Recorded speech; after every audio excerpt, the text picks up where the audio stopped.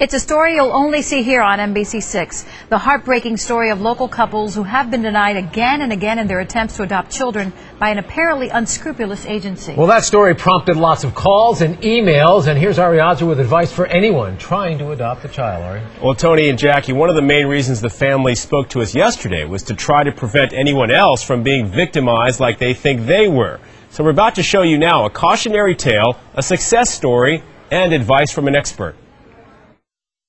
Jose and Maria Estrada feel like they've been ripped off, their hearts ripped out. You know, I dream of taking the children to the park. I dream of taking the children to baseball games and, taking them here, there, to Disney World.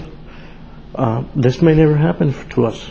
The Estradas are among a group of families who have given Adoption Placement, Inc. tens of thousands of dollars to adopt kids from Russia, only, they say, to see the director, Robert Kushel, apparently take off with their money. I was absolutely devastated by, when I saw these two couples, and that prompted me to want to tell our story.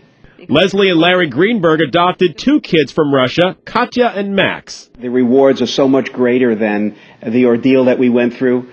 I would like prospective parents who wish to be parents not to give up.